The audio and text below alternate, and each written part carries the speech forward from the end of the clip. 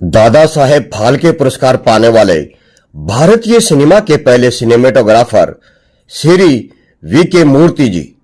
Shri VK. मूर्ति जी को दादा साहब फाल्के पुरस्कार पाने वाले पहले छायाकार होने का गौरव हासिल है। श्री वी.के. मूर्ति जी ने भारत की पहली सिनेमास्कोप फिल्म कागज के फूल की शूटिंग की थी। इसके अलावा उन्हें महान फिल्म निर्माता श्री गुरुदत्त जी की सभी फिल्मों के लिए उनके शानदार कैमरा वर्क के लिए भी जाना जाता है।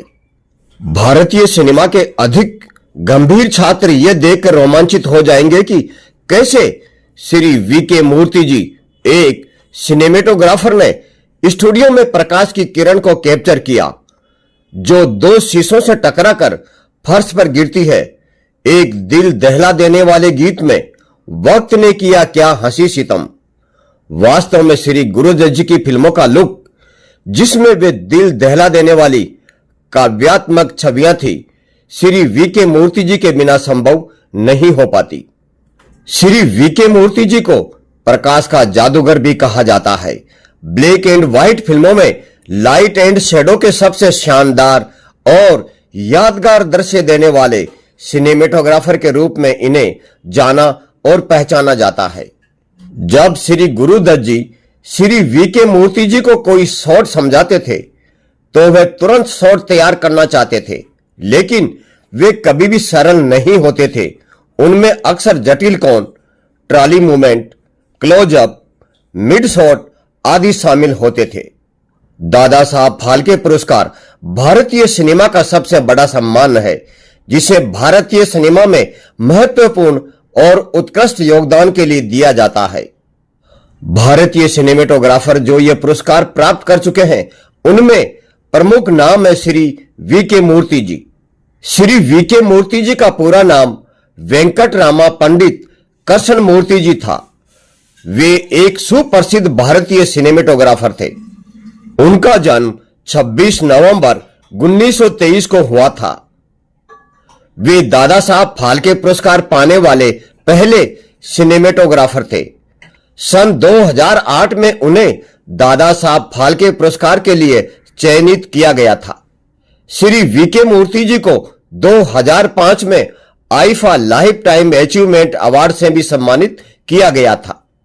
श्री वी.के. मूर्ति जी श्री गुरुदत्त जी की फिल्मों में नियमित रूप से काम करते थे। उन्होंने भारत की पहली सिनेमास्कोप फिल्म कागज के फूल को शूट किया था। श्री वी.के. मूर्ति जी एक समय के वायलिन वादक और जेल में बंद स्वतंत्रता सेनानी भी रहे थे। उनकी अद्भुत और जबरदस्त सिनेमेटोग्राफी ने सिने अध्येताओं और आम दर्शकों का ध्यान अपनी ओर खींचा था।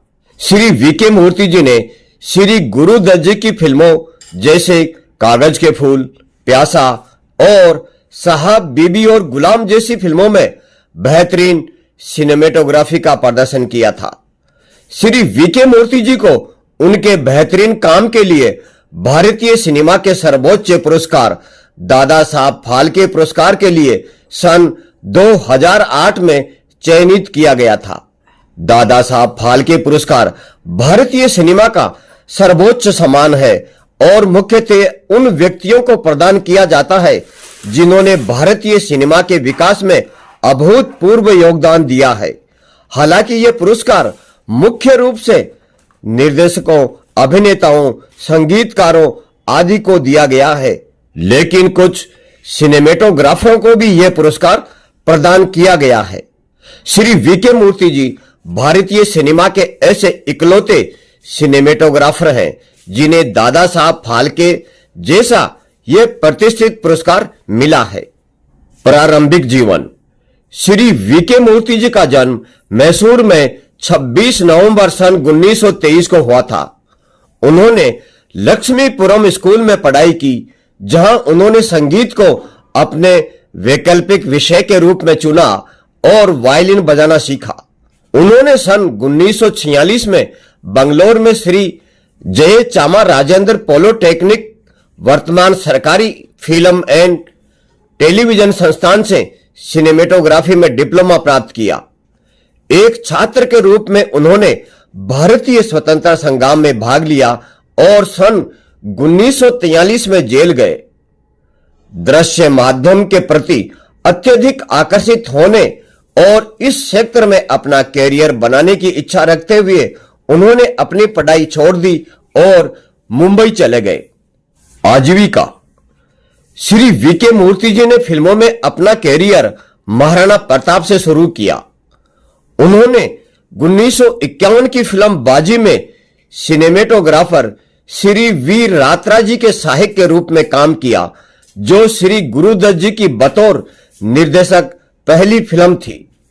श्री वीके मूर्ति जी के कैमरे से सहज कैप्चर से प्रभावित श्री गुरुदत्त जी ने उन्हें अपनी अगली फिल्म जाल 1952 में ले लिया, जो श्री वीके मूर्ति जी की बतौर मुख्य सिनेमेटोग्राफर पहली फिल्म थी। श्री वीके मूर्ति जी इसके बाद 1964 में श्री गुरुदत्त जी की मृत्यु तक उनकी टीम का हिस्सा बने रहे।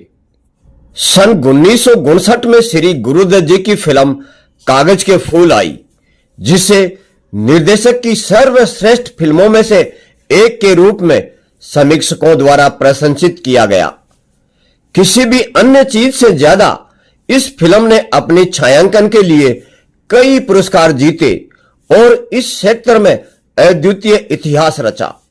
छायांकनकार के रूप में श्री वीके मूर्ति जी ने व्यापक प्रशंसा हासिल की और सर्वश्रेष्ठ छायांकनकार के लिए फिल्म फेयर पुरस्कार प्राप्त किया। श्री वीके मूर्ति जी ने सन 1962 में फिल्म साहब बीबी और गुलाम में फिर से यह पुरस्कार सर्वश्रेष्ठ छायांकनकार के लिए फिल्म फेयर पुरस्कार जीतकर यह उपलब्धि दोहराई। उन्होंने निर्देशक श्री गुरुदत्त जी के निधन तक विशेष रूप से उनके साथ काम किया। श्री वीके मूर्ति जी के कुछ बेहतरीन काम श्री गुरुदत्त जी की फिल्मों जैसे कागज के फूल, प्यासा, साहब बीबी और गुलाम और आर पार में सबको नजर आए। श्री गुरुदत्त जी की मृत्यु के बाद श्री वीके मूर्ति जी ने श्री कमाल अमरोही जी के साथ उनकी उत्कृष्ट कृति पाकीजा और रजिया सुल्तान में काम किया। श्री गुरुदत्त जी के बाद वह निर्देशक की टीम के कई लोगों की तरह कोई भी बेहतरीन काम नहीं दे पाए।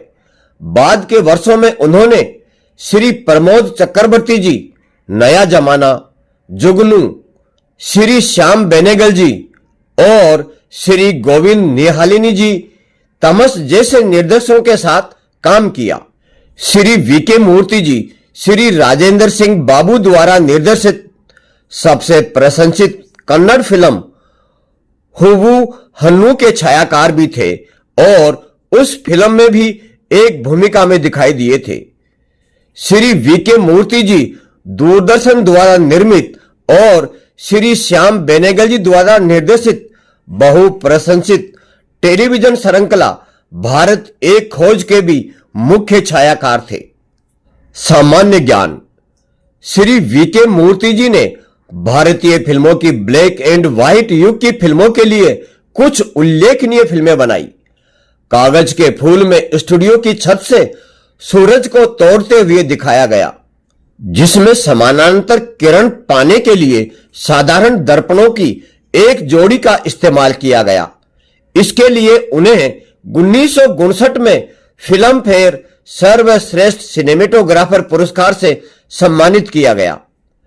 श्री वीके मूर्ति जी भारत में पहली सिनेमा स्कोप फिल्म कागज के फूल के मुख्य छायाकार थे। श्री वीके मूर्ति जी ने रंगीन फिल्मों पर काम करने के लिए लंदन में प्रशिक्षण के दौरान द गन्स ऑफ नवारोन की टीम के साथ काम किया। श्री गुरुदत्त जी के लिए फिल्म बाजी में एक शॉट करके हिंदी फिल्मों में ब्रेक मिला। श्री अबरार अलवी जी श्री गुरुदत्त जी के प्रमुख लेखक को भी उसी फिल्म से ब्रेक मिला। उन्होंने बाजी के एक दृश्य पर अपनी राय दी थी। लेखक और प्रख्यात संगीतज्ञ श्री राजेश सुब्रमण्यम के अनुसार मशहूर सिनेमेटोग्राफर श्री वीके मूर्ति जी को शुरू में बंगलोर के श्री जयचामा राजेंद्र पॉलिटेक्निक कॉलेज में दाखिला देने से मना कर दिया गया था, जिसने फिल्म निर्माण का कोर्स शुरू किया था और बहुत मिन्नतों के बाद ही उन्हें सीट दी गई थी। इस आकांक्षी ने भारत की पहली सिनेमा स्कोप फिल्म कागज के फूल 1959 की शूटिंग की थी। पुरस्कार श्री वीके मूर्ति जी को सन 1959 में फिल्म कागज के फूल के लिए फिल्म फेयर सर्वश्रेष्ठ छायाकार पुरस्कार से सम्मानित किया गया। सन 1962 में फिल्म साहब बीबी और गुलाम के लिए फिल्म फेयर सर्वश्रेष्ठ छायाकार पुरस्कार से सम्मानित किया गया। सन 2005 में फिल्म एम्स्टर्डम के लिए IIFA life time achievement award से सम्मानित किया गया। सन 2008 में दादा साहब फाल्के पुरस्कार सिनेमेटोग्राफर श्री वीके मूर्ति जी को सन 2008 के प्रतिष्ठित दादा साहब फाल्के पुरस्कार के लिए चुना गया और उन्हें 20 जनवरी 2010 को यह पुरस्कार प्रदान किया गया। एक सिनेमेटोग्राफर को यह सर्वोच्च सम्मान हासिल करने के लिए लंबा इंतजार करना पड़ा। सेवानिवृत्ति और मृत्यु 80 वर्षीय श्री वीके मूर्ति जी 2001 में मुंबई से बेंगलोर चले गए और बेंगलोर के बसवनगुड्डी में शंकरपुरम में अपने निवास पर सेवानिवृत्त जीवन व्यतीत किया। 7 अप्रैल 2014 को बेंगलोर में अपने निवास पर 91 वर्ष की आयु में प्राकृतिक कारणों से उनकी मृत्यु हो गई।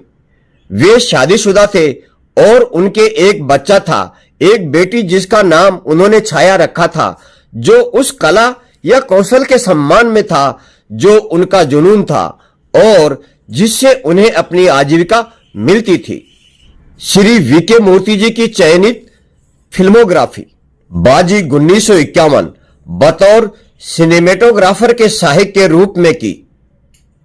जाल 1952 यह श्री वीके मूर्ति जी की बतौर सिनेमेटोग्राफर पहली फिल्म थी। आर पार 1954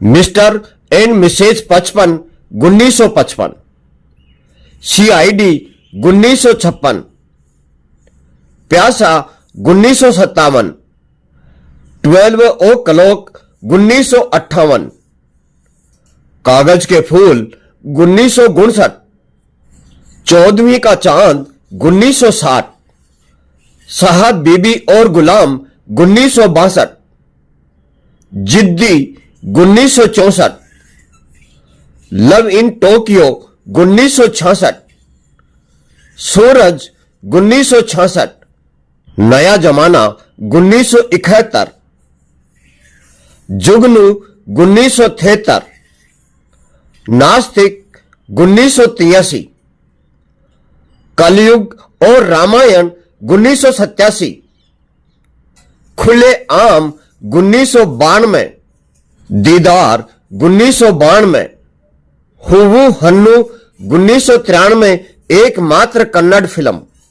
आज भले ही श्री वीके मूर्ति जी हमारे बीच में नहीं है, लेकिन वो सदा सदा अपनी यादों के माध्यम से हमारे हृदय में अमर रहेंगे, अमर रहेंगे, अमर रहेंगे।